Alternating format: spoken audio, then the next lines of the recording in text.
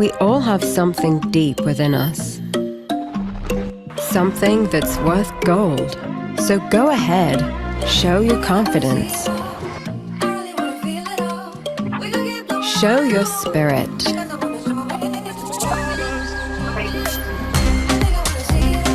show your grit, show your strength, show the world who you really are, and celebrate your essence with gold. You are precious. You are brilliance. You are bold. You are gold. Thank you. Chetan ji, you can continue the session, sir. Okay, thank you. Share screen करना चाहूँगा. Okay, thank you audiences. Thank you for joining. Thank you IBJA, World Gold Council and Jewel Buzz कि आज ये वापस एक मौका दिया है मुझे अपना प्रेजेंटेशन करने के लिए. हॉलमार्किंग पे वैसे हमने बहुत सारे सेमिनार किए हैं, बट आज का जो सेमिनार है वो हम लोग 2 स्टेप आगे की तरफ देख रहे हैं अभी कि एक बार हॉलमार्किंग तो एस्टेब्लिश हो गया है, HOID एस्टेब्लिश हो गया है. हम ये सब जानते हैं कि हॉलमार्किंग में क्या क्या रिक्वायरमेंट्स है, एज ए ज्वेलर रजिस्ट्रेशन की क्या रिक्वायरमेंट्स है, HOID की क्या रिक्वायरमेंट्स है, कितने एग्जामिशन है हमारे पास. बट अभी जो मैंने जो टॉपिक लिया है वो बेसिकली एक बार आप हॉलमार्किंग लाइसेंस ले लेते हो और आपके यहाँ पे 100% HOID ज्वेलरी माल जब रखना शुरू कर दिया है आपने, तो आगे आगे किस तरह से इसको मेंटेन करना है और क्या क्या BIS की तरफ से फॉर्मेलिटीज होने वाली है, उसके लिए ये सीरीज मैंने स्पेशली डिजाइन की या प्रेजेंटेशन डिजाइन किया हुआ है. सो बेसिकली मेरा प्रेजेंटेशन का आप नाम देखोगे तो it's like market surveillance of jewellers. So अभी जिस तरह से लाइक अगर BIS अगर ज्वेलर को लाइसेंस देता है, पहले जिसकी वैलिडिटी 3 साल थी बट अभी वो नॉर्म भी निकाल दिया है. It's an in like validity इसकी अनलिमिटेड है. तो आप बेसिकली इसमें BIS का एक रूल है कि आपको हर साल BIS के ऑफिसर विजिट के लिए आएंगे और आपके सैंपल रैंडमली पिक होंगे जो भी आपने HOID की है उस चीज की. तो आपको ये जानना जरूरी है कि जब कोई BIS ऑफिसर आपके शॉप में आता है तो आप किस तरह से उनको हैंडल करें, क्या क्या आपके राइट्स है, क्या क्या उनके राइट्स है, वो आपको जानना जरूरी है बेसिकली. तो सबसे पहले जो भी रजिस्टर्ड ज्वेलर है लाइक उनके BIS ने एक नॉर्म बनाया, एक रूल बनाया हुआ है कि साल में एक बार वो एक रजिस्टर्ड ज्वेलर के यहाँ पे जरूर आएगा और वहां से सैंपल पिक करेगा. और वो भी बेसिकली रैंडमली, वो उसकी चॉइस पे है कि वो किस तरह से वो सैंपल पिक कर सकता है. और उसकी वो आके सबसे पहले दुकान में वो चेक करेगा कि आपको बोलेगा कि भाई आप मेरे को ये पीस दिखाओ. कहीं से भी वो आपको बोल सकता है कि मेरा ये आपका ये स्टॉक पड़ा हुआ है, मेरे को यहाँ से पीसेस देखना है. और बेसिकली उसको किस तरह का राइट्स दिया गया है कि वो कितने पीसेस दे सकता है या किस कैरेटेज के कितने पीस दे सकता है. तो इसका भी नॉर्म फिक्स किया हुआ है कि मिनिमम आपको 5 हॉलमार्क पीस उसको देखने ही देखने हैं. उससे ज्यादा भी देख सकता है अगर उसको कोई चीज में समझो क्लैरिटी नहीं आ रही है, उसको देख नहीं रहा है बरोबर, पर वो 5 पीस तो मिनिमम वो अपने शीट में रिकॉर्ड करेगा ही, और वो भी हर एक कैरेटेज के.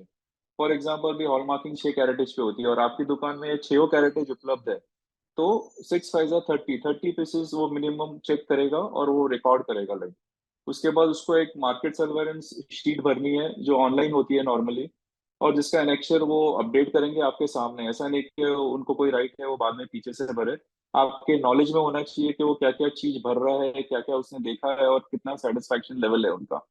उसके बाद उनको एक अथॉरिटी है कि वो एक रैंडम सैंपल ड्रॉ करेंगे जो उनके लैब में जाएगा. BIS के इंडिपेंडेंट लैब्स है आज ऑल ओवर इंडिया में, 8 से 9 लैब्स है, वहां पे वो सैंपल जाता है. उसका सैंपल का साइज भी डिफाइन किया हुआ है. ये आपसे काफी सारे ज्वेलर्स ने एक्सपीरियंस किया होगा, बट इसमें मैं प्रिसाइजली इसके लिए जा रहा हूँ कि अभी काफी टाइम आता है तो ज्वेलर्स थोड़े डर से जाते हैं या फिर कोई ऑफिसर आता है तो थोड़ा सहमा से जाते हैं. बट इसमें कोई ऐसी कोई घबराने जैसी बात नहीं है. ये एक नॉर्मल रूटीन इनका प्रोसीजर है चेकअप का जो वो करेंगे, और काफी आप कोऑपरेट कीजिए, इसमें आपको दिक्कत आने के चांसेस बहुत कम है लाइक.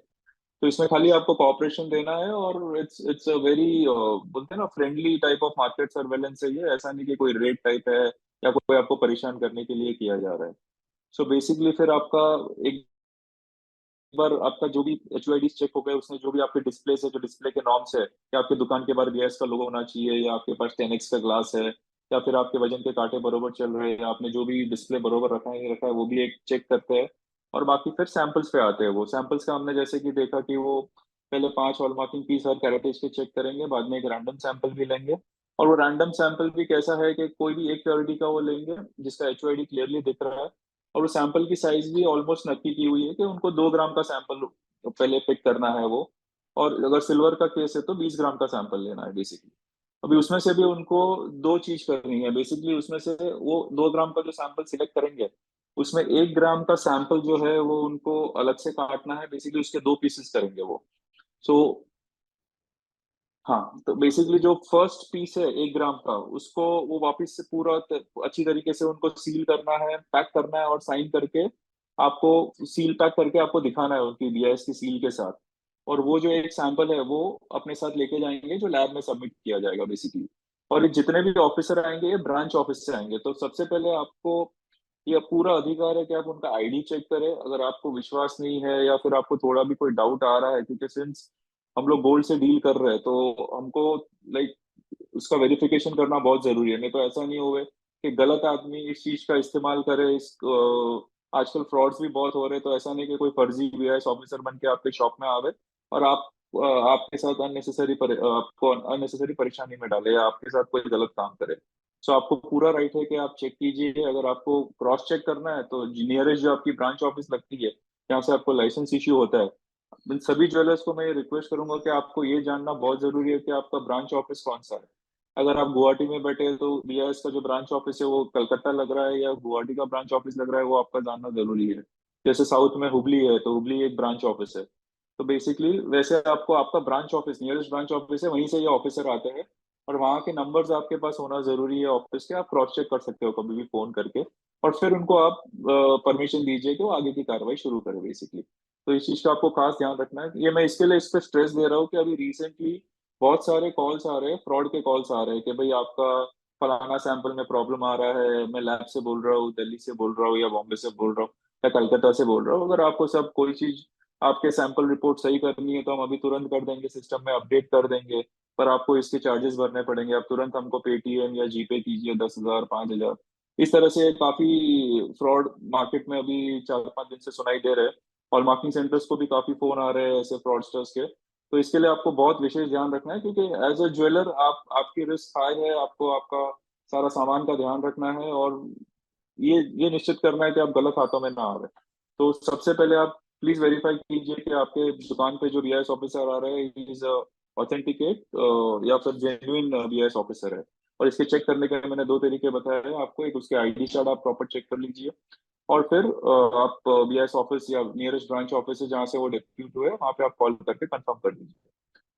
इसके बाद आपको काउंटर सैंपल, हाँ बेसिकली अभी हम लोग कंटिन्यू करते हैं कि जब वो 2 ग्राम का सैंपल आपसे अलग से लेता है, कोई भी आइटम से कट करके लेता है या फिर कैसे पूरा आइटम ही छोटी आइटम है तो पूरी आइटम ले लेता है, तो 1 ग्राम दो दो पैकेट्स बनाएगा वो, 1-1 ग्राम के 2 सील करके पैकेट्स बनाएगा, जिसमें से एक 1 ग्राम का आइटम वो आप अपने साथ लेके जाएगा जो आगे वो लैब में सबमिट कर देगा, और दूसरा आपके ज्वेलरी के स्टोर में ही रखेगा वो as a counter sample. Basically अगर फ्यूचर में आपको टेस्ट रिपोर्ट से सेटिस्फैक्शन नहीं है, लैब में कोई चीज गई ज्वेलर की टेस्टिंग के लिए और आपको कॉन्फिडेंस है कि नहीं लैब में थोड़ी मिस्टेक होने के चांसेस है और कुछ गलत रिपोर्ट आई है आपके मुताबिक, तो आप उसको कभी भी रीटेस्ट के लिए दे सकते हो। इसके लिए वो काउंटर सैंपल एक रखते हैं जो आपके पास ही रहता है, वो उनको लेके जाने का कोई अधिकार नहीं है।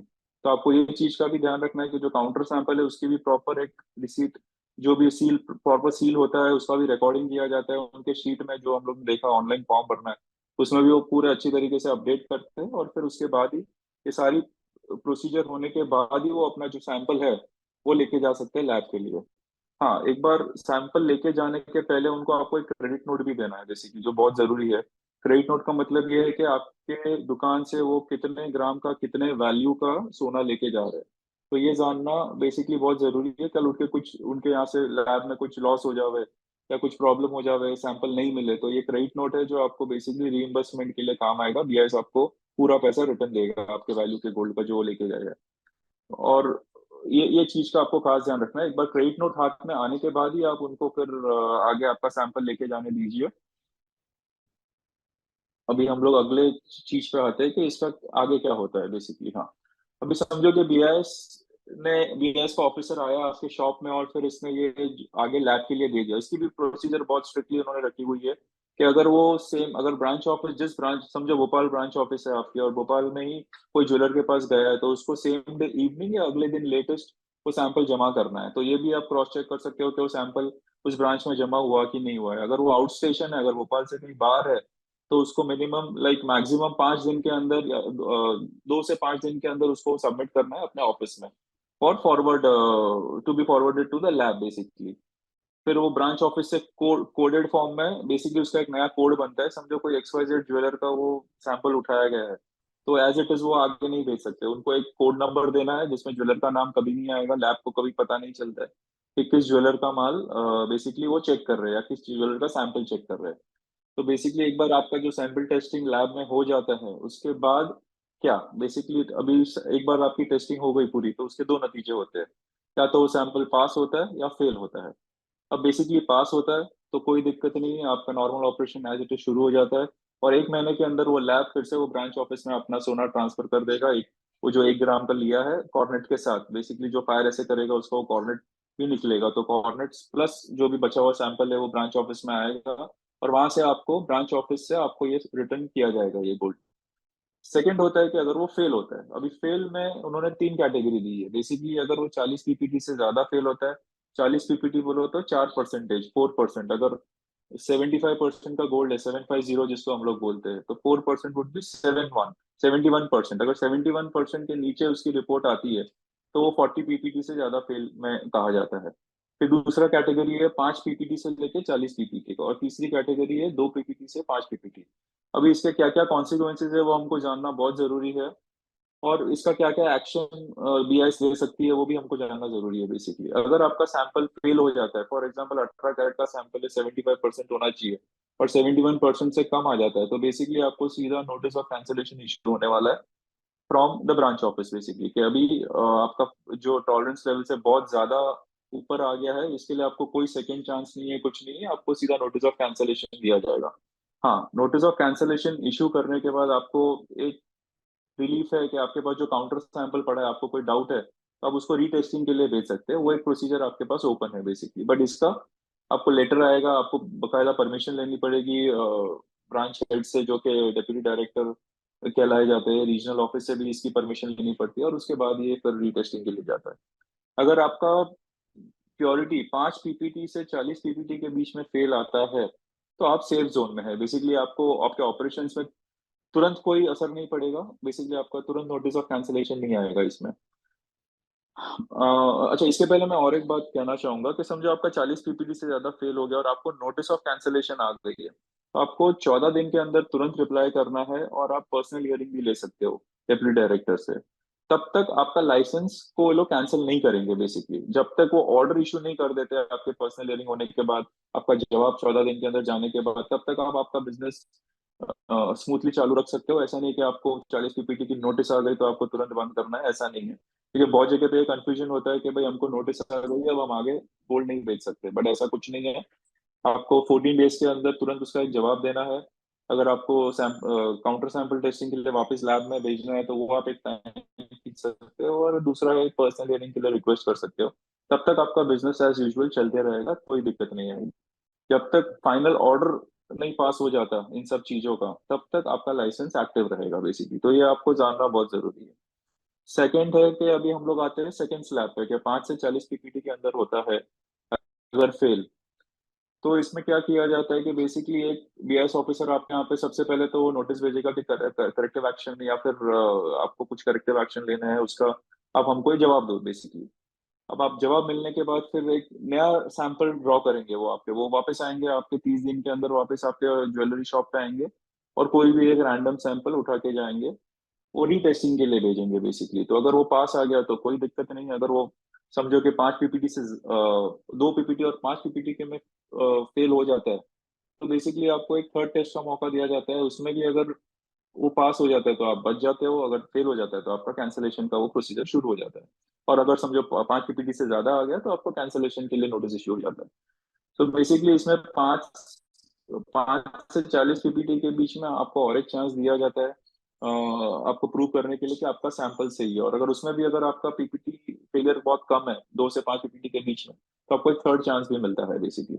तो आपको ध्यान रखना है कि आप आपका रैंडमली आप भी आपके एंड पे प्रॉपर चेक किया करें रेगुलर बेसिस पे, रैंडमली उठा के प्योरिटी सही है कि नहीं है। फॉर एग्जांपल अगर आपने एक पर्टिकुलर हॉलमार्किंग सेंटर से हॉलमार्क कराया है, तो आप टंच वालों के यहाँ से या आपके यहाँ पे अगर मशीन है या टंच वाले है, वहाँ पे आप इंडिपेंडेंट चेक करा सकते हैं कि वो सैंपल, बहुत बार होता है ना कि आपका 18 कैरेट में 22 कैरेट में 20 कैरेट मिक्स हो जाता है, तो चांसेस उस टाइम बहुत बढ़ जाते हैं कि आपके फेलियर फिर वो 40 पीपीटी से ऊपर चले जाते हैं, बिकॉज वो 80 पीपीटी का फर्क आ जाता है।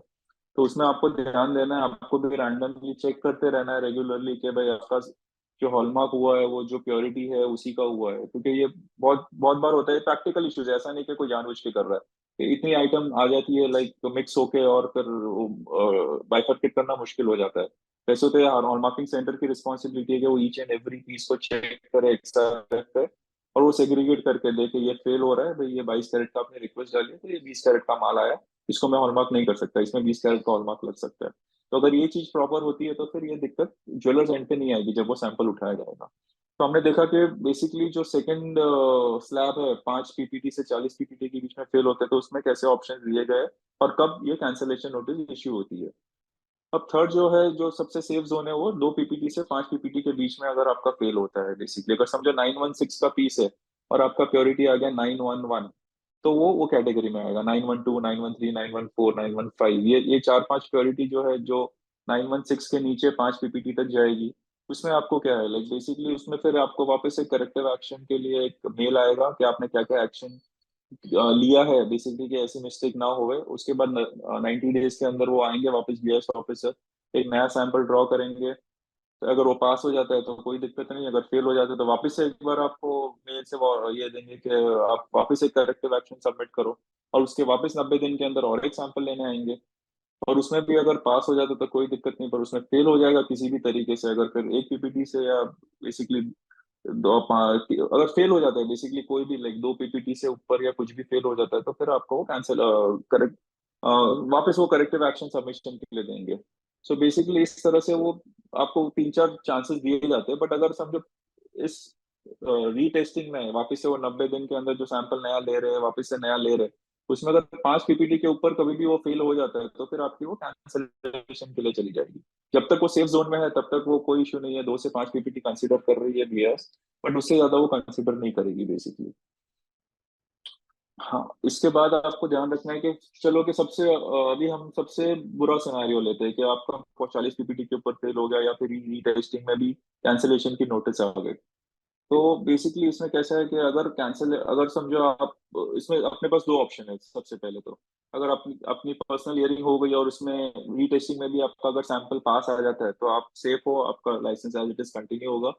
अगर फेल आ जाता है और director general like deputy director of BIS अगर डिसाइड करते हैं कि नहीं ये लाइसेंस कैंसिल होना चाहिए, बहुत ज्यादा रेशियो से फेल आ रहा है, इतना चांस देने के बाद भी, तो बेसिकली आपका कैंसिलेशन के लिए चले जाएगा, तो आपका लाइसेंस उसी टाइम पे कैंसिल हो जाएगा। और ऑर्डर पास होने के दिन से आप कोई भी ज्वेलरी हॉलमार्क ज्वेलरी नहीं बेच सकते हो, ना इधर आप पीआईएस का लोगो लगा सकते हो शॉप के बाहर, या कोई भी तरीके का जो एज अ लाइसेंस ज्वेलर आपके राइट से वो सारे सील हो जाते हैं, कैंसिल हो जाते हैं बेसिकली। बट इसमें मैं एक स्टेप और आगे जाना चाहूंगा कि फिर आगे क्या करे लाइक ज्वेलर, अब इसमें इसमें से कैसे बाहर निकले। सो बेसिकली इसमें एक सबसे, अगर आपके ऑर्डर में जो कैंसिलेशन का ऑर्डर है, अगर वो रेगुलेशन 7(1)(e) के अंडर में पास नहीं किया गया है, जिसका मतलब है कि registered jewellers is found indulging in any unfair practices and misuse to and the misuse for hallmark. So basically अगर आपने डुप्लीकेट मार्किंग की है या फिर कोई गलत प्रैक्टिस कर रहे हो, अगर उस वजह से आपका लाइसेंस कैंसिल हुआ है, तो आपको फिर खतरा ज्यादा है। और अगर समझो ये जो आपकी प्योरिटी की वजह से फेल हो रहा है, जो 40 पीपीटी वगैरह, वो 7(1)(e) में कवर नहीं होता है बेसिकली। तो आप ध्यान रखिएगा कि आप कोई भी तरीका का अनफेयर प्रैक्टिस ना करे, जैसे कि कोई गटिंग हो गया, ऐसे धोखाधड़ी जिससे हो गए कि भाई कोई डुप्लीकेट मार्किंग, आप ओल्ड मार्किंग अभी चला रहे हो अभी भी, तो वो बिल्कुल टॉलरेंस लेवल के बाहर है बीआईएस के, उसमें आपका लाइसेंस कैंसिल तो हो गई, बट 1 साल तक आप वापस रजिस्टर नहीं कर सकोगे। तो बेसिकली जब तक आप वो कूलिंग पीरियड 1 साल का पूरा नहीं करोगे तब तक आप वापस लाइसेंस नहीं ले पाओगे। बट बाकी अगर आपका फेल हुआ है लाइसेंस 40 पीपीटी के ऊपर भी फेल हुआ है, तो अगर और कैंसिलेशन का ऑर्डर आ गया तो आप नेक्स्ट डे वापस न्यू एप्लीकेशन कर सकते हो, आपके सेम ज्वेलरी फर्म के नाम पे भी कर सकते हो, और तुरंत आपका आजकल तो 1-2 दिन में ही लाइसेंस वापस आ जाता है, तो आपका लाइसेंस वापस से ग्रांट हो जाएगा। तो आपको विशेष यही ध्यान रखना है कि अगर प्योरिटी फेल की वजह से अगर लाइसेंस कैंसिल होता है तो वो इतना रिस्की नहीं है ज्वेलर के लिए, क्योंकि वो वापस रीअप्लाई कर सकता है ऑनलाइन और जो लाइसेंस ले सकता है। बट अगर उसका लाइसेंस कैंसिल होता है कोई अनफेयर प्रैक्टिस या मिसयूज ऑफ हॉलमार्क से, तो उसको कंपलसरीली 1 साल के बाद ही, वो कूलिंग पीरियड सर्व होने के बाद ही उसको वो लाइसेंस वापस दिया जाएगा।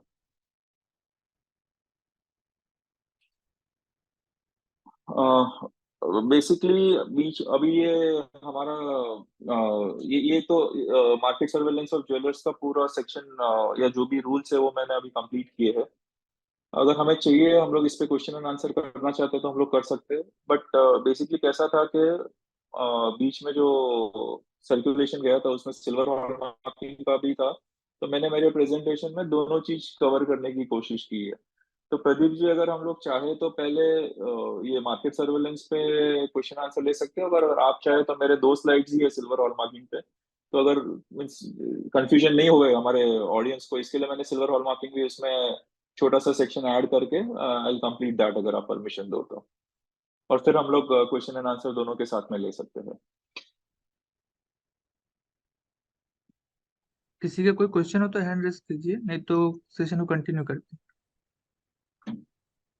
आई थिंक पहले कंप्लीट कर देते हैं, उसके बाद जो भी पहले है सर क्वेश्चन कंप्लीट आंसर के लिए साथ में एंड ले में लेते लेते हैं। हैं क्वेश्चन सेशन। हाँ जी, क्योंकि ये 2 ही स्लाइड है इसकी, मैंने खाली एक ब्रीफ देने के लिए बताया। अभी ठीक है। जैसे कि हम जानते हैं कि हॉलमार्किंग ऑफ गोल्ड कंपलसरी है, लाइक, और एचयूआईडी भी कंपलसरी है जिस जिस डिस्ट्रिक्ट में हॉलमार्किंग सेंटर है। बट सिल्वर आज की तारीख में भी वॉलंटरी है, कोई कंपल्शन नहीं है इसमें। और आप अभी भी, लाइक, आपकी इच्छा, अगर आप सिल्वर यूटेंसिल्स या सिल्वर ज्वेलरी के ट्रेडर हो, तो ये आपके अभी अभी ऑप्शनल है कि आपको ये लाइसेंस लेना है बीआईएस का, और हॉलमार्क सिल्वर ज्वेलरी या आर्टिकल्स बेचना है कि नहीं। तो हम लोग खाली एक क्विक रन थ्रू कर लेते हैं कि सिल्वर में क्या क्या जरूरत है और क्या क्या चीज होती है। तो आप देखेंगे हॉलमार्किंग ऑफ सिल्वर की जो प्योरिटीज डिफाइंड है, फाइन सिल्वर अगर आपको हॉलमार्क करना है तो 49 की होती है, 9995 की होती है, और 999 की होती है। और आर्टिकल्स और ज्वेलरी अगर आपको करनी है, जैसे बर्तन हो गए या फिर ज्वेलरी आर्टिफैक्ट्स या ऐसा कुछ भी चीज हो गई, क्योंकि आज हम लोग देख रहे हैं कि ज्वेलरी, सिल्वर ज्वेलरी का भी ट्रेंड काफी बढ़ रहा है। तो यूटेंसिल्स तो जैसे पहले चले आ रहे हैं वैसे चल ही रहे, लाइक जो रेगुलर आइटम्स हम लोग देते हैं, बिच्छू है, पायल है, या फिर यूटेंसिल्स है, ये सबसे ज्यादा सिल्वर में मूवमेंट होता था। बट आज की तारीख में सिल्वर ज्वेलरी भी काफी अच्छा पिक कर रहे हैं, लास्ट 2-3 सालों से हम लोग देख रहे हैं। और जिस तरह से जब ये एग्जीबिशंस कर रहे हैं ओनली फॉर सिल्वर, तो वी कैन सी दैट वो डिमांड भी बढ़ रही है सिल्वर की। तो सिल्वर ज्वेलरी भी अभी काफी लोग हॉलमार्किंग कराना शुरू कर दिए हैं। तो बेसिकली आपको ज्वेलर रजिस्ट्रेशन लेते वक्त ये ध्यान रखना है कि आपका उसमें कमोडिटी सिल्वर भी एडेड है स्कोप ऑफ लाइसेंस में। अगर नहीं एडेड है तो आप सिंपल एक एप्लीकेशन बीआईएस में दे दीजिए कि गोल्ड के साथ हमको सिल्वर का भी हॉलमार्किंग ज्वेलरी रखने का परमिशन दीजिए। अभी सिल्वर ज्वेलरी किस किस ग्रेड की है, बन सकती है, लाइक उसमें 990 है, 9970 है, 925, 900, 85 और 800 है। हाँ, इसमें जैसे कि गोल्ड में भी कैडमियम बिल्कुल अलाउड नहीं है, तो सिल्वर में भी कैडमियम और लेड जस्ता बिल्कुल अलाउड नहीं है। बेसिकली ये बैंड है, और जैसे ही अगर एक्सआरएफ में डिटेक्ट होगा तो जीरो टॉलरेंस है, आपका वो आइटम फेल हो जाएगा। फिर शोल्डर जो है, बेसिकली अब शोल्डर एलॉयज एलॉयज भी आपकी वही प्योरिटी के होने चाहिए जो डिफाइन किए हुए हैं ऊपर में। जो शोल्डर है आपका, शोल्डर ऑफ प्योरिटी, बेसिकली अगर आप 990, 970, 925, 900 की ज्वेलरी बना रहे हैं तो आपको 750 का शोल्डर अलाउड है बेसिकली। पर उस शोल्डर में भी आपका ना तो कैडमियम होना चाहिए ना लेड होना चाहिए, आपको खास ध्यान रखना है। फिर बाकी आपके जो बाकी दो प्योरिटी बचे 835 और 800, उसमें आप 650 का शोल्डर लगा सकते हैं। सैम्पलिंग, बेसिकली जो गोल्ड की सैम्पलिंग होती है 10% ऑफ आर्टिकल्स, वही सिल्वर में है। अगर समझो आप हॉलमार्किंग में 10 आइटम भेज रहे हो हॉलमार्किंग के लिए, तो कोई भी एक आइटम 10% लो, तो कोई भी एक article minimum hallmarking centre sampling के लिए ले सकता है। बेसिकली उसको स्क्रैप करके उसमें से सैंपल निकाल सकता है। एसेइंग के लिए जो एसेइंग डिफाइन की गई है वो IS 2113 में है। उसके 2 मेथड दिए हुए हैं, तो वो पूरी टेक्निकल डिटेल्स IS 2113 में दिए हुए हैं। और बेसिकली डिटेक्शन ऑफ कैडमियम और लेड जो है वो आपका सेम वही प्रोसीजर रहेगा जो गोल्ड में होता है, वो XRF पे ही चेक किया जाएगा। और मोमेंट कैडमियम या लेड पकड़ा जाता है तो वो सीधा फेल कैटेगरी में आता है, ना एलॉयज में होना चाहिए ना सिल्वर, मेन सिल्वर में होना, एलॉयज में भी नहीं होना चाहिए, आर्टिकल्स में भी नहीं होना चाहिए, और शोल्डर में भी नहीं होना चाहिए। इस चीज का आपको खास ध्यान रखना है। सो जो हमने already define, like no negative tolerance allowed. So अगर आपकी सिल्वर ज्वेलरी अगर समझो फेल हो जाती है, गोल्ड में तो फिर भी 2 PPT का टॉलरेंस अलाउड है, बट इसमें जीरो टॉलरेंस है। तो आपका अगर ग्रेड 9 to 5 है और आपका 9 to 4 आ जाता है तो बेसिकली ये फेल हो जाता है अगर फायर एसएमए रिपोर्ट आ जाती है। तो आपको खास ध्यान रखना है कि सिल्वर में स्पेशली टॉलरेंस लिमिट कुछ भी नहीं है। सिल्वर हॉल मार्किंग करते वक्त क्या क्या मार्किंग्स होती है बेसिकली। मार्किंग्स आप देखेंगे कि अगर आप जो पहले से हॉल मार्किंग लाइसेंस लिए हुए हैं गोल्ड का, तो वही जो पुरानी मार्किंग चलती थी वो सिल्वर में चल रही है। खाली एक ही फर्क है उसमें कि आपका जो बीआईएस का लोगो है उसके नीचे सिल्वर लिखा हुआ रहता है। सो बेसिकली ये एक फर्क है। अगर वो सिल्वर, वो बेसिकली ओनली जो बीआईएस का लोगो है वो गोल्ड के लिए यूज करते हैं, और सिल्वर के लिए बीआईएस के लोगो के नीचे सिल्वर वर्ड लेजर मार्क होती है। बाद में प्योरिटी और ग्रेड है सिल्वर का, फिर आपका एसेंग सेंटर का आइडेंटिफिकेशन मार्क रहेगा, ईयर ऑफ मार्किंग रहेगी, और ज्वेलर्स का लोगो रहेगा भैया, ज्वेलर्स की कोड रहेगी उसमें। और बेसिकली इसमें भी वही है जो गोल्ड में है कि मार्किंग सारे पार्ट्स पे होनी चाहिए, अगर कोई पार्ट इजीली रिमूव हो सकते हैं। वैसे जैसे हम लोग देखते हैं झुमकी वगैरह है जिसका 2 पार्ट इजीली निकल सकता है, एज अ इयरिंग यूज कर सकते हैं या फिर एज अ झुमकी यूज कर सकते हैं। तो आपको दोनों पार्ट पे जो इजीली निकल सकती है उस पर आपको हॉल मार्किंग करना कंपलसरी है। किस पे हॉल मार्किंग अलाउड नहीं है बेसिकली, जो अभी कोई भी सिल्वर ज्वेलरी बेसिकली जिसके जिस जो सॉलिड नहीं है, जिसके अंदर भरा हुआ है, कॉपर भरा हुआ है या फिर कुछ भी हॉलो आइटम है जिसके अंदर आपका लाख भरा हुआ है, तो ऐसी चीज को hallmarking of like silver silver में बिल्कुल अलाउड नहीं है। वो बेसिकली उस पर हॉलमार्किंग हो ही नहीं सकती है। गोल्ड में फिर भी ये थोड़ा एक कंसेशन दिया गया है कि अगर आप नेट वेट ऑफ गोल्ड दे देते हो और वो लेजर मार्क कराते हो तो वो आप हॉलमार्क करा सकते हो, बट सिल्वर में ऐसा कोई प्रावधान नहीं है, कोई एग्जेम्पशन नहीं है। तो इसी के साथ ये हमारा सिल्वर हॉलमार्किंग का भी प्रेजेंटेशन फिनिश होता है। और अगर आप लोगों को कोई भी क्वेश्चन है, अगर पहले सबसे पहले गोल्ड या सिल्वर किसी को भी लेके, तो हम लोग साइमल्टेनियसली ले सकते हैं।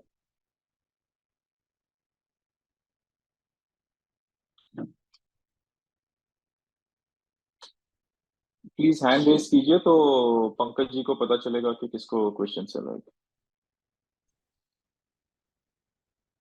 किसी का सवाल हो तो अपने को अनम्यूट करके आप क्वेश्चन पूछ सकते हैं। सबसे पहले हमने जो डिस्कशन किया था वो था कि मार्केट सर्वेलेंस में आपको किन किन चीजों का ध्यान रखना है। पीएस ऑफिसर की पहले उनकी आइडेंटिटी चेक करनी है, वेरीफाई करनी है, फिर वो माल आपका किस तरीके से वो सील करेंगे, कितना माल लेंगे, और फिर आगे लैब के लिए भेजेंगे। उसका अगर पास फेल क्या नतीजा आता है उसके ऊपर आगे एक्शन लिया जाता है, और आगे की कार्रवाई वैसे डिफाइन होती है। और इसमें अगर आप आपके पर्सनल एक्सपीरियंसेस भी शेयर कर सकते हैं कि आपको कहीं दिक्कत आई है ऑफिसर्स को लेके या फिर कोई डाउट्स है, तो वो भी आप शेयर कर सकते हैं। बट अभी मैं फिर से दोहराना चाहूंगा कि ज्वेलर्स को बहुत ही चौकन्ना रहना है, क्योंकि अभी मार्केट में बहुत लोगों को पता चल गया है कि हॉलमार्किंग बीआईएस ने ये रेगुलेशंस बनाए हैं। इस तरीके से हम लोग हॉलमार्किंग सेंटर जा सकते हैं, ज्वेलर्स के यहाँ पे जा सकते हैं मार्केट सैंपल के नाम से या कोई भी इंक्वायरी के नाम से। तो आपको विशेष ध्यान रखना है कि आप तुरंत किसी को एंटरटेन ना करें, पूरी तरह से उसका जांच पड़ताल करके कंफर्मेशन करके फिर आगे की कार्रवाई। आप सॉफ्टली बात कर सकते हैं कि भाई हमारा कमोडिटी ऐसा है कि हमको ध्यान रखना ही पड़ता है, हमारे रिलेटिव भी आ जाते हैं तो हम इसके लिए उतना ही चौकन्ना रहता है जितना आपके साथ रहना चाहते हैं। सर चैट बॉक्स में नीलेश जी ने डाला है क्वेश्चन।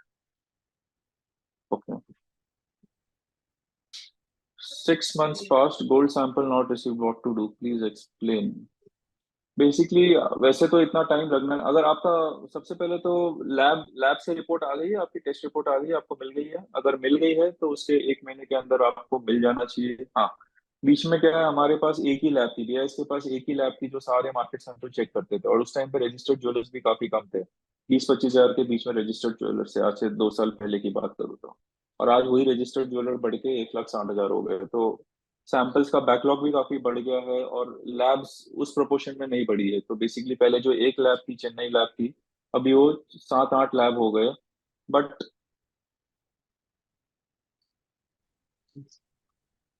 7-8 लैब हो गए, पर काफी बैकलॉग भी चल रहा है। अगर आपकी टेस्ट रिपोर्ट आपके पास आप ईमेल से आ गई है या ब्रांच ऑफिस में पहुंच गई है, तो ब्रांच ऑफिस से आप कलेक्ट तुरंत कर सकते हो। अगर नहीं आई है आपकी टेस्ट रिपोर्ट तो आपको ब्रांच ऑफिस में ही जाके पूछना है कि आपके, प्लीज आप अपने लैब से चेक करवा के बताइए कि हमारा गोल्ड और रिपोर्ट कब हमें वापस मिलेगी। श्वेता जी और अगर वो आपका क्वेश्चन सेटिस्फाइड, पूछ लीजिए। हाँ,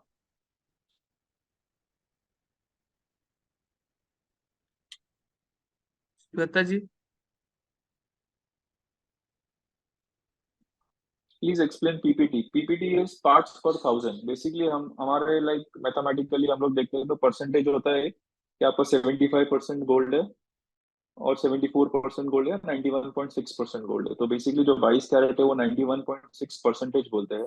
और वही चीज अगर हम लोग पार्ट्स पर थाउजेंड पीपीटी अगर थाउजेंड में उसको डिफाइन करें तो 916 हो जाता है वो बेसिकली। तो 916 इज नथिंग बट 916 पर थाउजेंड विच इज 22 कैरेट। तो एक मैथमेटिकल डिनोमिनेशन है, बहुत सिंपल है। लाइक 750 है तो basically 750 is PPT. 750 out of 1000 is the gold content. और वही परसेंटेज में 75% बोलते हैं और वही कैरेटेज में 18 कैरेट है बेसिकली। और सर, जी हेलो बोलिए बोलिए। सर, जो आपने वो 5 पीपीटी का बताया था ना, 75 में 5 मतलब 5 टन का डिफरेंस बताया था ना आपने। नहीं, 750। सो बेसिकली आप हाँ। पीपीटी से पीपीटी कंपेयर कर रहे हैं हम लोग। तो 750 में 745 तक। मैंने जो 916 का एग्जांपल दिया था, 916 में 911 तक आप 5 पीपीटी तक हो। 5 पीपीटी से ऊपर चले जाता है, अगर 910.9 भी आ गया तो आप 5 से 40 के कैटेगरी में चले जाओगे। तो बेसिकली ओके ओके परसेंटेज में अगर मैं बोलूँ तो 91.0%, 91.1 तक आप सेफ हो। 90.9 नहीं आना चाहिए आपका। 90.9। Okay okay, 1 PPT is equal to 10 point 10। Exactly exactly 1000 हो गया ना, ओ, ये 100 में होता है, परसेंटेज 100 में होता है, पीपीटी हाँ 1000 हाँ, में राइट होता right right right. Okay okay, है। राइट। थैंक यू सर जी। या या हाँ, या थैंक यू। नहीं, गुड। आप बेसिक चीजों पूछने में भी ना हिचकिचाए, बिकॉज हम लोग शर्मा शर्मी में कभी नहीं पूछते ये पीपीटी क्या सही होता है, सही। बट बहुत सिंपल है ये हेलो। चीज। एवरीबॉडी शुड आस्क, लाइक कितनी भी सिंपल चीज हो वी शुड नो। एक क्वेश्चन आया है, मेरे शॉप पर गोल्ड हॉलमार्किंग 5 पीस है तो गोल्ड सैंपल लिया जाएगा कि नहीं। मेरे शॉप पर गोल्ड हॉलमार्किंग 5 पीस है। ये क्वेश्चन का मैं इंटरप्रिटेशन ऐसे करूंगा कि प्रैक्टिकली ये वहीं पे पॉसिबल है जहाँ पे अभी तक मैंडेटरी नहीं हुआ है और आप बीआईएस का लाइसेंस लेके बैठे हो। क्योंकि जिस डिस्ट्रिक्ट में हॉलमार्किंग कंपलसरी है उसमें तो आपके सारे 100% पीसेज हॉलमार्क होने ही चाहिए। हाँ, अगर मैं अज्यूम करता हूँ कि आपकी शॉप नॉन कंपलसरी डिस्ट्रिक्ट में और आपने बीआईएस लाइसेंस ले रखा है और आपकी शॉप में खाली 5 पीस ही हॉलमार्क के है, तो वो 100% सारे 5 के 5 पीस चेक करेगा और प्लस अदर पीसीस भी एक बार वो चेक कर सकता है कि वो डुप्लीकेट मार्किंग या ऐसा कुछ तो नहीं कर बेच रहे हो आप पुराना हॉल मार्किंग करके। वो एकदम प्लेन होना चाहिए, उस पर कोई भी मार्का नहीं होना चाहिए। हाँ, और उनको पूरा राइट है, अगर आपके शॉप में एक भी हॉल मार्किंग का पीस है तो भी वो मार्केट सैंपल के लिए लेके जा सकते हैं, उनको राइट है। तो 5 पीस में तो सर्टेनली लेके जा सकते हैं। नेक्स्ट क्वेश्चन, पलक का iPhone silver hallmarking is compulsory? No, it is not compulsory, it is voluntary right now.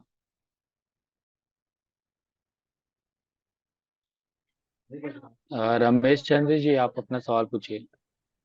Ramesh ji.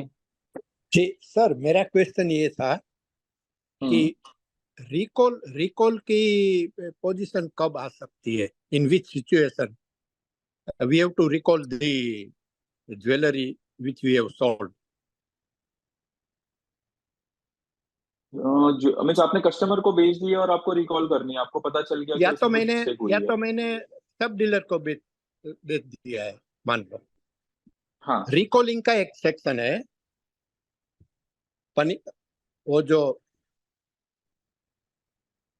नहीं, रिकॉलिंग का सेक्शन बीआईएस के हॉलमार्किंग में कहीं नहीं है, बट वो कंज्यूमर एक्ट में दिया हुआ है। तो रिकॉल अगर समझो नहीं आपको सर, पता चल बीआईएस जाता में है। अगर if I mistake not, section 29 और 18 6 या 7 में लिखा हुआ है बेसिकली कि कैसा है इन कि आप, हाँ हाँ मैं अब आपको बताता हूँ कि ये जो जो हॉलमार्किंग, ये जो आप बीआईएस एक्ट की बात कर रहे हो उस सेक्शन की है, ये ओवरऑल सारे प्रोडक्ट के लिए डिफाइन किया गया है, राइट। पर जो स्पेसिफिक ज्वेलरी के जो गाइडलाइंस बने हुए हैं वो आपके बेसिकली अलग से बने हुए हैं। जो बीआईएस हॉलमार्किंग ज्वेलरी रेगुलेशन है और बीआईएस हॉलमार्किंग के अलग से गाइडलाइंस बने हुए हैं। तो उसमें रिकॉलिंग का ऐसा कोई प्रावधान नहीं है। हाँ, बट अगर हम लोग ये सेक्शन को भी एज अ बेस लेवे सर मैं आपको तो यू सर कैन। मैं आपको वो जो सेक्शन है ना, मैं अगर समझ गया, मैं समझ आपका गया वो नंबर है तो बीआईएस मैं एक्ट। आपको वो हाँ सेक्शन हाँ मैं समझ भेजूंगा गया, आपको। मैं सुनिए ना, मैं उसी पे आ रहा हूँ। वो सेक्शन मेरे को पता है। तो बेसिकली यस, रेगुलेशन और रूल्स में जो स्पेसिफिकली गाइडलाइंस है जो ज्वेलर्स के, उसमें रिकॉलिंग का कहीं नहीं दिया हुआ है। हाँ, अगर हम लोग वो सेक्शन को देखें तो बेसिकली आपको पूरा राइट है कि जैसे गाड़ियों में रिकॉलिंग होता है या फिर दूसरे कोई प्रोडक्ट में रिकॉल कर सकते हो आप, और आप एज अ मैन्युफैक्चरर हो तो आपको भी पूरा राइट है, आप रिकॉल कर सकते हो डीलर के पास से। आप अगर वो कस्टमर तक पहुंच गया है तो आप कस्टमर से भी वो नहीं, वो रिकॉल करवा BIS के। हमको फोर्स कर सकती है रिकॉलिंग करने के लिए, ऐसा मेरा क्वेश्चन है। और नहीं, कौन से बीआईएस आपको फॉल्ट के फोर्स लिए? नहीं करेगी। नहीं, बीआईएस आपको फोर्स नहीं करेगी, बीआईएस का प्रावधान अलग है। बीआईएस का कहना यह है कि देखो दो चीजें, आप एक रिकॉल कब होता है कोई भी चीज का कि एज अ मैन्युफैक्चरर, एज अगर समझो मैं कोई ज्वेलरी बना रहा हूँ और एज अ मैन्युफैक्चरर मेरे को पता चल गया कि इसमें कुछ प्रॉब्लम हुई है और वो हॉलमार्किंग में भी नहीं पकड़ी गई और आगे कहीं नहीं पकड़ा गया और कस्टमर के पास चले गया, मेरा कोई प्रोडक्शन फॉल्ट मेरे को पकड़ा गया, तो एज मीन्स एक अच्छा ज्वेलर होने के नाते आप तुरंत वो चीज को रिकॉल कराओगे क्योंकि आपको पता चला है प्रोडक्शन का फॉल्ट है।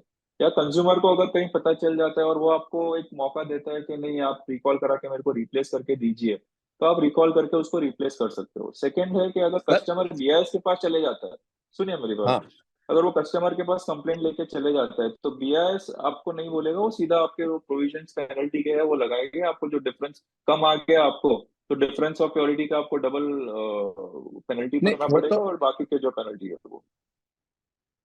पर वो रिकॉल के लिए हमको फोर्स नहीं कर सकते हैं।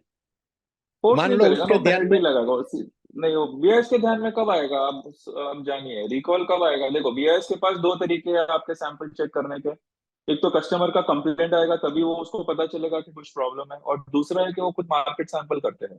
मार्केट सैंपल जैसे मैंने अभी पूरा बताया आपको, तो दो चीज में वो रिकॉल का ऑप्शन नहीं देते, वो सीधा फिर आपके ऊपर आगे की कैंसलेशन की या रीटेस्टिंग की कार्रवाई के लिए ही जाएंगे, रिकॉल का ऑप्शन नहीं एक देंगे सब आपको।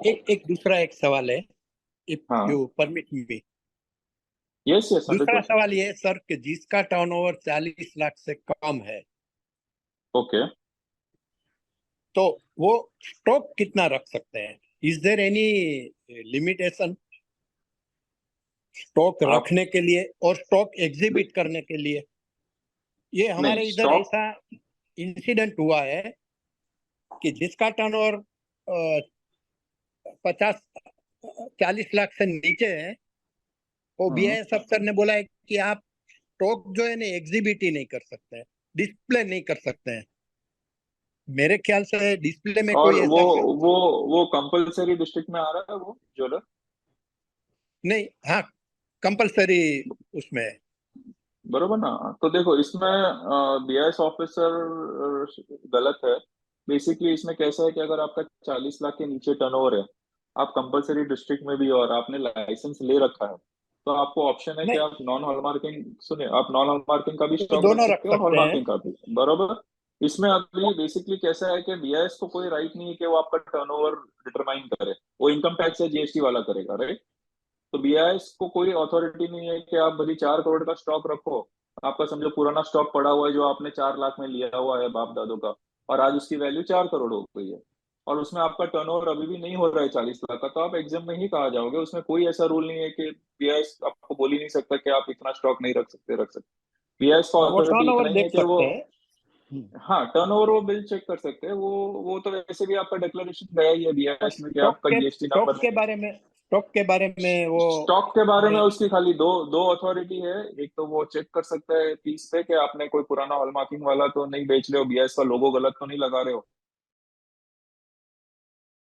जो मैंने बोला था कि सबसे डेंजरस है उसमें सर, आपको बहुत हेवी मेरा पेनल्टी लग 40 लाख सकती है। से तो टर्नओवर बेसिकली कम आपको है ये, और मैंने 2 करोड़ का हाँ, स्टॉक रखा है, कोई प्रॉब्लम मान नहीं, आप लो। 20 करोड़ का तो रखिए, मेरा कोई जो इशू नहीं। बाकी 40 लाख के ऊपर का स्टॉक है, वो ऑफर हाँ, फॉर सेल गिन के वो मुझे फोर्स कर सकते हैं कि आप ये नहीं रख नहीं सकते हैं? ये नहीं नहीं ऑफर नहीं, फॉर ऐसा कुछ सेल नहीं है। है। नहीं नहीं, एग्जेम्पशन में सर वेरी एकदम क्लियर वर्ड में लिखा हुआ है टर्नओवर, उसमें ऑफर फॉर सेल वर्ड ही नहीं है एग्जेम्पशन में, तो आपको कोई घबराने की जरूरत नहीं, कोई कंफ्यूजन मत कीजिए आप उसका हर चीज को इंक्लूड मत कीजिए, इट्स टर्नओवर है, एग्जेम्पशन बहुत क्लियर है, turnover of the jeweller is less than 40 lakh, तो आप एग्जेम्प्ट हो। उसमें फिर आपका stock, offer for sale, display, वो कोई मायने नहीं रखता। ऑफर फॉर सेल भी 50 लाख, अरे 40 लाख वाले जो ज्वेलर्स है वो ऑफर फॉर सेल में भी नहीं आते अगर 2 करोड़ का स्टॉक है। 100% नहीं आते, टर्नओवर मीन्स टर्नओवर, आपका जो एक्चुअल बिल बुक हुआ है वो। हाँ, अगर आप टर्नओवर ही गलत बता रहे हो तो वो उसका बीआईएस के नहीं हाथ में नहीं नहीं है, वो इनकम इनकम टैक्स और जीएसटी के हाथ में है वो चीज, तो नहीं, चेक करना कि नहीं है, वो ठीक सही है कि ठीक, नहीं है। Thank you sir. एक क्वेश्चन आया है, in year 2020 item sold to customer, now customer wants HUID hallmark on same is possible? हाँ, वेरी मच पॉसिबल। आप कस्टमर से माल ऑन वाउचर ले सकते हो कि replacement of old hallmarking with new hallmarking. So basically customer को पहले वो ज्वेलर के पास आना पड़ेगा, लाइसेंस ज्वेलर के पास। लाइसेंस ज्वेलर फिर वो हॉलमार्किंग सेंटर में हॉलमार्क करना के लिए भेजेगा और वापस वो कस्टमर को दिया जाएगा माल। और उसका डॉक्यूमेंटेशन आप रखिएगा, माल आया तभी आप उस पर मेंशन कर दीजिए कि मेरे को कस्टमर से ये HUID करवाने के लिए आया है, और इश्यू भी आप प्रॉपर दिखाइए इसको कि मैंने ये इसको ओल्ड हॉलमार्किंग का न्यू हॉलमार्किंग करके दे दिया। नेक्स्ट क्वेश्चन है, बिलो 2 ग्राम्स गोल्ड आइटम पे HUID नहीं है तो उसका चेकिंग होगा? नहीं, उसका चेकिंग नहीं होगा क्योंकि वो एग्जाम्प्ट है बेसिकली। इंदू जी आपका क्वेश्चन पूछिए। Yeah, hello, sir. So, sir, you mentioned like if some cases there will be like below 2 to 5 PPT, or if any presence of iridium or ruthenium, then the corrective action needs to be submitted by the jeweler for the first time. So, Right. yeah, first time after 90 days also, again it is failed, again they can, I think, submit, right? So it should fail again in that same range, 2 to 5. Agar it's more than 5, then it will go for cancellation procedures basically. Okay, so 5 times they can, corrective action can be submitted, right? 3 times basically, yeah. 3 times. Yeah. Okay, so during that 90 days, will they, I mean, will they be in the suspension or how, sir? No. It's only corrective action. Your license is, in all cases, your license is valid. Even if Okay. more than 40 PPT, basically आपका suspension तभी आएगा जब आपको special orders आएंगे इसके for suspension. So notice, initial notice और corrective action का जो ईमेल आएगा, that is not suspension at all, that is not cancellation at all. They specifically mention in their email, उन लोग लेटर में, ईमेल में स्पेसिफिकली लिखते हैं कि आपका ज्वेलर्स लाइसेंस सस्पेंड किया गया, जो कि है ही नहीं प्रावधान कहीं पे भी। ज्वेलर्स के लिए सस्पेंशन वाला स्कीम ही नहीं है। सो आपका या तो रिटेन रहेगा, यू कैन सेल इट, और आपका कैंसिल होगा वो भी हियरिंग के बाद, और उसका एक ऑर्डर आएगा basically. So you need not worry on that, your licence will be operative. Okay, thank you. किसी का कोई और सवाल? सर एक सवाल है इसमें, सर चैट बॉक्स में, सिल्वर पे वॉल मार्किंग कंपलसरी है क्या?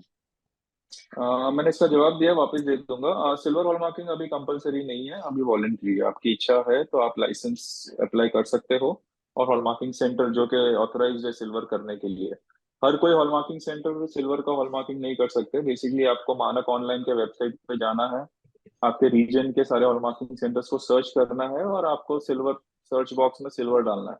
तो जहाँ पे सिल्वर का उनको स्कोप ऑफ वर्क दिया गया है, वही सेंटर सिल्वर हॉल मार्किंग कर सकते हैं।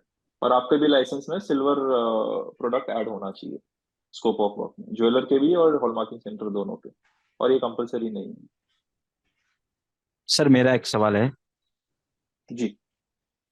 सर, जैसे कि मेरे पास हॉलमार्किंग ज्वेलरी है, मैंने HUID नहीं करवाया है, मैं उस पे अपना लोगो और जैसे कि 916 हो तो 916 या फिर 750 हो तो 750 लिखवा के रख सकता हूँ लेजर में अपने लोगो के साथ में? आप नहीं, बिल्कुल नहीं। आपने बोला ना कि आपने हॉल मार्किंग कराया हुआ है पुराना वाला, तो वो भी नहीं चलेगा। ओके। आपको मिटा देना है तुरंत, क्योंकि वो दैट विल टेंटामाउंट के आप मिसयूज कर रहे हो हॉल मार्किंग लोगो का, और इसके पेनल्टीज बहुत हेवी है। तो आप वो पुराने लोगो तो अभी रख ही नहीं सकते गोल्ड पे। नो, नॉट पुराना लोगो। या तो आपको मैं HUID रखना अपने, है, और अगर आप एग्जेम्प्ट हो, हाँ, अगर आप अपने खुद का आपका लोगो BIS का डाल के रख लाइसेंस है सकते। आपके पास? हाँ है। हाँ, लोगो रख सकते हो आप। हाँ हाँ, आपका अपने लोगो रख सकते हो, बाकी अपने प्योरिटी अपने लोगो, ट्रायंगल वगैरह कुछ नहीं। नहीं, और अगर आप हॉलमार्क, ट्रायंगल नहीं, हाँ, अपने लोगों के साथ में जैसे कि प्योरिटी 916 है, 916 या फिर 750 तो 750 डाल के रख सकते हैं ऐसे। BIS के लोगों के साथ में नहीं, अपने खुद का लोगो के नहीं साथ नहीं में। नहीं, आप कंपलसरी जैसे, नहीं, आप मत कीजिए, कोई भी टाइप का मार्किंग अलाउड नहीं है। ओके फाइन, आपको थैंक यू प्लेन सर। रखना है उसको एकदम। हाँ सर, थैंक यू। हाँ, अगर आप HUID कराते हो तो आप आपका लोगो ऐड करवा सकते हो। जब HUID होने के साथ साथ वो ऑप्शन दिया गया है कि ज्वेलर अपना लोगो ऐड कर सकता है, बट ऐसे ओके ओके। प्लेन में नहीं कर सकते। हाँ और जैसे कि अभी समझ लीजिए कस्टमर अब मेरे को पुराना आइटम देता है, ऑलरेडी उस पे HOD हुआ है, if again I want to sell that item, तो मैं उसको आपका वापस वॉइस नया नहीं आ रहा। HOD करवा के। हाँ सर, जैसे कि कस्टमर हाँ के बोलिए। पास मैं पुराना जैसे कि कस्टमर के पास मैं पुराना आइटम परचेस करता हूँ, ऑलरेडी हाँ HOD हुआ है उस पे, अगर मैं हाँ। उसको वापस सेल करना है मुझे, तो अगेन उसको HOD करवाना होगा? वैसे जरूरत नहीं है, आप वेरीफाई कर दीजिए परचेस करने के टाइम पे कि आपने HUID वाली ही परचेज ज्वेलरी ली है, ओके और आप वो रख के आप बेच सकते हो आगे फिर, बिकॉज रूल है कि आपके पास HUID ज्वेलरी ही बेच सकते हो, और ऑलरेडी HUID की हुई आपने खरीदी और एज इट इज आप बेच रहे हो, तो कोई दिक्कत नहीं है। वो अपने दुकान की नहीं की हुई और दूसरे दुकान की हुई हो तो HOD? कोई प्रॉब्लम नहीं। ओके ओके अभी जो ओके। भी है मैन्युफैक्चर, कोई ना कोई तो मैन्युफैक्चर ने किया ही होगा ना इसको, तो हाँ मैन्युफैक्चर हाँ। लेवल पे सेल हुआ है वो। Okay sir ji, thank you. दो क्वेश्चन आया हुआ है चैट में। हाँ, हॉलमार्किंग लाइसेंस है पर हॉलमार्किंग ज्वेलरी ना हो तो कोई प्रॉब्लम तो नहीं होगी। हॉलमार्किंग लाइसेंस है पर हॉलमार्किंग ज्वेलरी नहीं होगी तो कोई प्रॉब्लम नहीं होगी? अरे प्रॉब्लम ही प्रॉब्लम है इसमें तो। अगर आप कंपलसरी डिस्ट्रिक्ट में हो तो प्रॉब्लम ही प्रॉब्लम है, आपको सारा स्टॉक हॉलमार्किंग किया हुआ रखना पड़ेगा। और आप कंपलसरी डिस्ट्रिक्ट में नहीं हो और 40 लाख टर्नओवर के नीचे हो अगर आप, तो फिर आपको ये एग्जेम्पशन मिल सकता है कि आप लाइसेंस लेके भी ये नहीं है। बट प्रैक्टिकली ऐसा मत कीजिए, कभी BIS ऑफिसर आपके यहाँ पे सैंपल लेने आएगा या कुछ करने आएगा तो ये चीज उसको डाइजेस्ट नहीं होगी, परेशान करेंगे अननेसेसरी, तो थोड़ी आइटम रखिए HOID वाली। ये मेरा प्रैक्टिकल सोल्यूशन है। वैसे लॉ नहीं बोलेगा, अगर आप एग्जाम्प्ट हो कोई भी चीज के लिए तो आपको नहीं है ऐसा कंपलसरी, और अगर आप 40 लाख के ऊपर हो और मैंडेटरी डिस्ट्रिक्ट में हो तो आपको तो एक भी पीस रखना अलाउड नहीं है बिना hallmark. What is the expected timing for compulsory hallmarking of silver? ये तो प्रदीप जी इब्जा के लेटरेट पे जितना जल्दी डालेंगे मिनिस्ट्री तो उतना जल्दी होगा। Can we use BIS logo on my bill? I have BIS license. Yes, you can. In the material you can use. या काफी ज्वेलर्स BIS का लोगो लगाते हैं बिल पे। हॉलमार्किंग लाइसेंस है पर हॉलमार्किंग ज्वेलरी ना हो तो कोई प्रॉब्लम तो नहीं हो गया होगी, इसका रिपीट। जवाब दे दिया है। या अभी मेरा क्वेश्चन है, बोलिए ना सर। जो आपने सबसे पहले बताया था, जो BIS का ऑफिसर जो भी हो शॉप में आते हैं सैंपल कलेक्शन करने के लिए, तो उसको अथॉरिटी है क्या उस सैंपल का अगेंस्ट का बिल चेक करने का? नहीं। हाँ अगर देखो बेसिकली कैसा है कि इसमें वो बिल कब मांगेगा आपसे वो आपको जानना जरूरी है, कि आपके दुकान पे कोई HOID वाली ज्वेलरी वो चेक कर रहा है और उसमें आपका नाम नहीं लिखा उसको, इसका मतलब ये आपने कहीं से खरीदी हुई ज्वेलरी है। तो बेसिकली उसको चेक करने के लिए कि हाँ भाई आपने सही सोर्स से खरीदी है, बेसिकली कि आपका जो डुप्लीकेट मार्किंग तो नहीं है आपकी ज्वेलरी में, वो चेक करने के लिए अभी हो सकता है कि बेसिकली समझो बॉम्बे का कोई मैन्युफैक्चरर ने किसी होलसेलर को बेचा, उसने कोई सब होलसेलर को बेचा, कोई उसने वैसे ही बेचा, तो उसको इतना प्रूव करने की जरूरत नहीं है। उसको खाली ये बताना है कि भाई मैंने तो ये मंडी के बेसिकली भोपाल में हूँ तो मैंने इंदौर के होलसेलर से खरीदा है, और इंदौर वाले ने बॉम्बे से खरीदा होगा तो आप इंदौर वाले को पूछ लीजिए, मेरा तो बिल ये है। आप उतना कॉन्फिडेंटली बोल सकते हो। ओके। और किसी का कोई सवाल? अदरवाइज फिर से एंड करें सेशन। चलो, कोई क्वेश्चन नहीं आ रहा। I I think think sir we can किसी एंड का भी हियर। नहीं है, या तो एंड करें फिर अभी सेशन। जी क्या है जी, अभी किसी का तो कोई सब सवाल? समझदार हो गए। नहीं नहीं, अभी तो सब होशियार हो गए हॉल मार्किंग में, अच्छा ट्रेनिंग दे दिया इब्जा ने सबको। बाकी कोई प्रॉब्लम हो तो आप बेझिझक हमें कॉल कीजिए या फिर व्हाट्सएप कीजिए, I be happy to reply.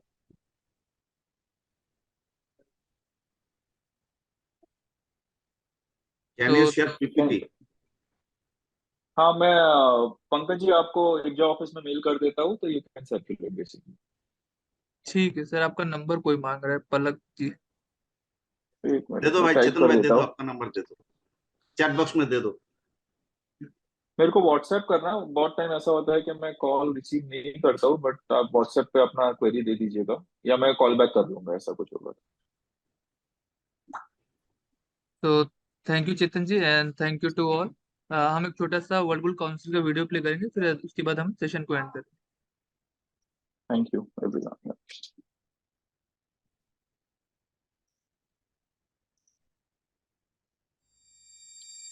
उसूल सुनने में एकदम सख्त, पर सोचो तो मजेदार है।